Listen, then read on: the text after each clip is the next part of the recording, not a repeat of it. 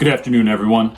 Today I want to talk to you about how to get your school to say yes to your big idea.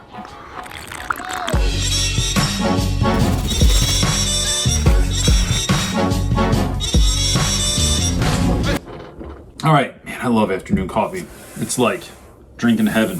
The what? The what? And the what? Which is weird, but whatever. I got a question recently. How do I get the admin, or how do I win over, my department head to say yes? Say yes, say yes, say yes. To any number of crazy things that I try to do in my classroom. So if you're new here, a lot of those are actually in my book, Teach Your Class Off, available on Amazon, or you can just go to teachyourclassoff.com. Some of the stuff like going to zip lining in Belize, going whitewater rafting in Costa Rica, going up and meeting at VaynerMedia with Gary Vee, who says a curse every 30 way more than 30 seconds. Going to all these different poetry shows, going to back and forth to New York to meet with entrepreneurs and artists and directors and Emmy Award winners, and bringing folks into my classroom and having DJs come in, teaching a class called the History of Hip Hop, having Maker after school programs, having YouTube after school programs. There's a lot of things that I've done in the last 16 years or so in the classroom that are no small feat sometimes, right? And so I want to walk you through a handful of ways that I think,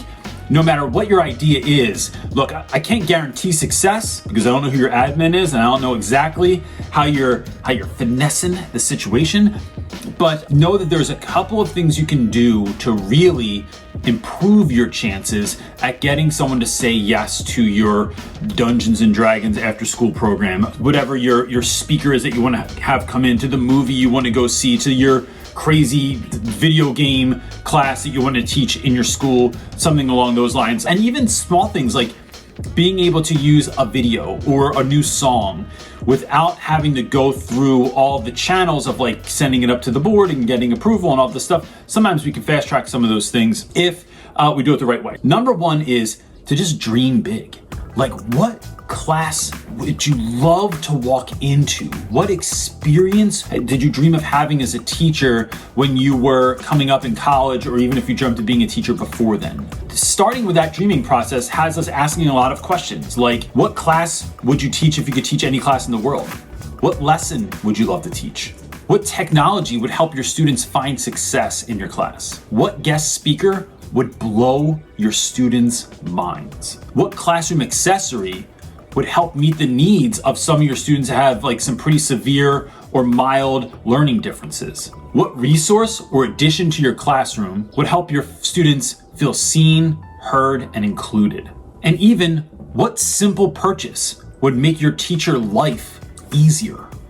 So starting with some of these questions gets you to a space where you start thinking beyond what you think they're already going to say, what the curriculum states, what you know is true in your school, and allows you to dream and think about how can we make the crazy, most awesome learning environment ever for students. The next thing you want to do is take a look at your curriculum and see how what you want to do fits into your curriculum. Just having an idea and wanting to just have a board game club or an adjustment or a new book come in for your class to learn through, you have to be able to tie it into the curriculum, right? So schools have one mode. They have one thing that's important to them, and that's student success.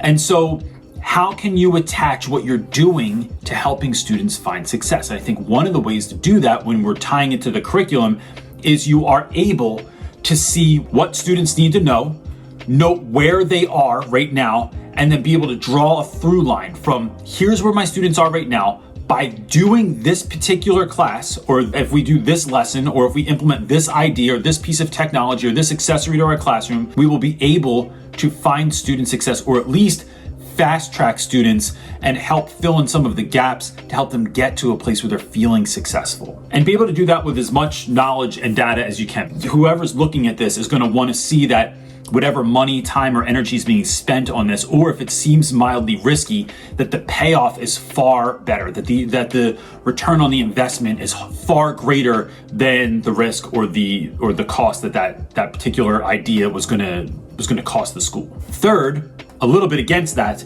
is remembering that every adjustment, everything you want to do doesn't have to be directly tied to curriculum. A project, a lesson, a club, something like that doesn't have to be connected to something in your curriculum so it doesn't have to help kids do word problems. Like, if we do this club after school, it's not necessarily going to help kids do word problems better, do biology better, get better SAT scores, but it might help kids feel more connected. It might take someone that felt unseen, unheard, they were invisible in your school, and now someone gets them because you're showing up and talking about life, or you're connecting life to anime, to video games, to manga, to comic books. You are taking a kid that really loves do-it-yourself type projects and you're connecting with them through doing the project. So what you're actually doing is you're building confidence and connection. And those two things are huge in the classroom, right? Like, we all know that if a kid shows up feeling confident about themselves, they're far more apt to take risks, to ask questions when they don't understand something, more likely to participate in class, to feel like they can do it, to not feel so crushed by an F, but like to try something, fail, and then feel like, no, I can do this. Like, that was just my first shot, because you've helped that child's confidence to grow. And then the connection piece is when you know the other people in school that are with you, you can feel confident when you're around them. If you create this little like oikos of people after school that are connected, that are building relationships with one another and with you, now they have people to go to. They're not alone in the school. They're not eating in the lunchroom behind the wrestling mats on the low because they're too embarrassed to sit with someone else, or they feel like they're an outcast. It is helping them to find their people so that they can show up and really give their effort in class, because there is a sense of community. And when we can create spaces and places for students so that they can feel heard, feel seen, and feel valuable, then we are building confidence and connection in students. And then that has untold amounts of value inside and outside of the classroom. The next thing is to make sure that you know what is needed to pull this thing off. You need to know the price down to the penny of what this is going to cost. You're going to need to know who's going to need to be involved. Do you need a volunteer to come in? Do you have people in the school that need to be a part of this? Do you need security for an event after school or something of that nature? Do you need chaperones after school for something of that nature?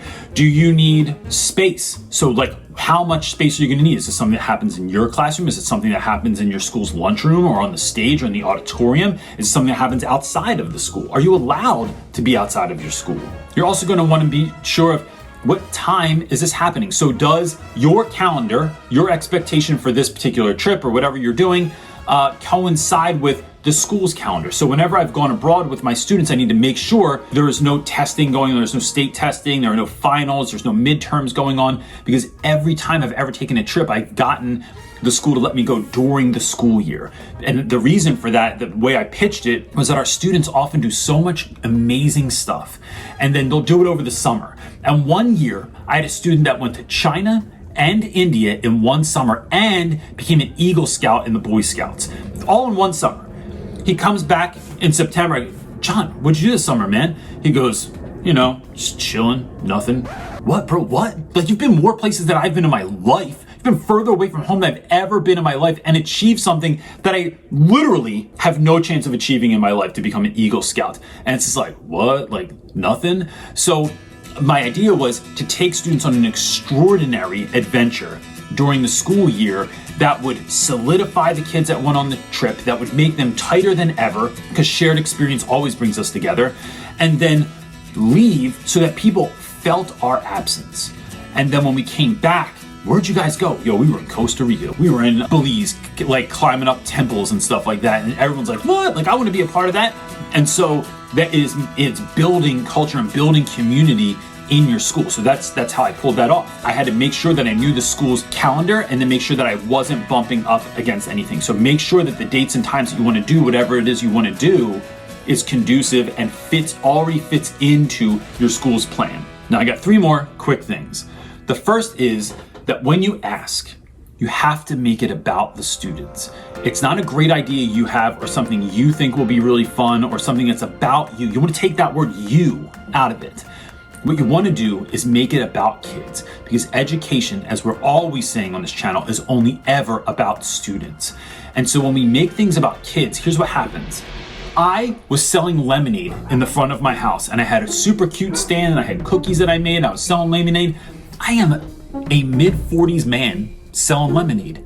Nobody is stopping for my look, my grandma might stop and buy some lemonade for me, but that's it. It's literally just my grandma. Thanks, Grandma. If my cute, beautiful little daughter is out front, she sells tons of lemonade. It's ridiculous, man. The idea here is if you make it about kids, people are far more apt to say yes. It's super easy to say no to an adult. When you say no to the needs of children, it is far more difficult to say no. And so what we're doing is making this into something that students need. That's why we're tying it to all these different pieces.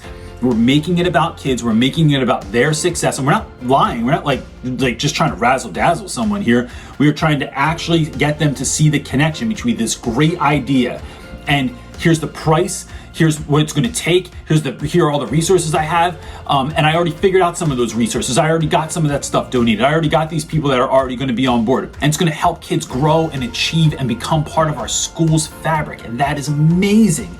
And when we can make that about students, you get far more yeses than you do nos. And then you want to make sure, do your due diligence. If you look out into the world and somebody else is already doing this and is finding success, so somebody else, I found a professor that was already teaching the history of hip hop before I did my class. So I was like, look, this is already a class. It's been a class at Brown and it's been a class at Harvard University. So like, why aren't we doing it at our school?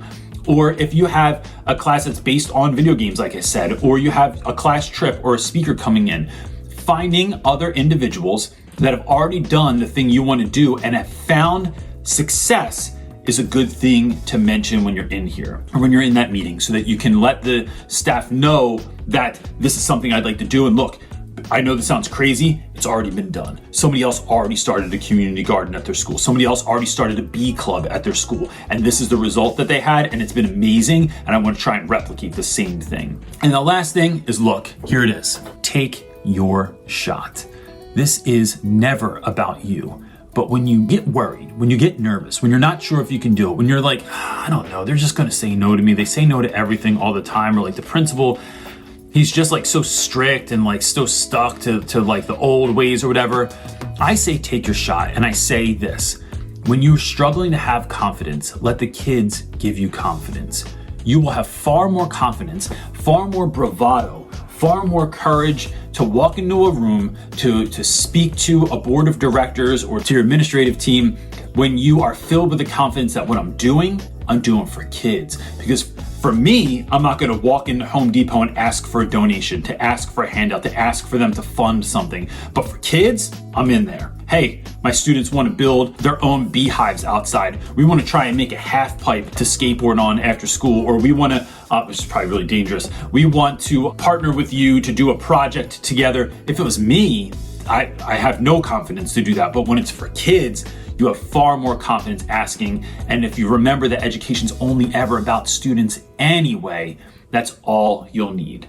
So look, these are my top few ideas on how to do this. If you have any other ideas, please put them below, because this can become sort of like a learning resource for educators that are going to find this later. And if you think this can help anyone, please pass it on. The irony is that teaching is a communal activity, meaning that we're not doing this alone. There's no saviors, there's no one teacher in the classroom. We're all trying to do this together.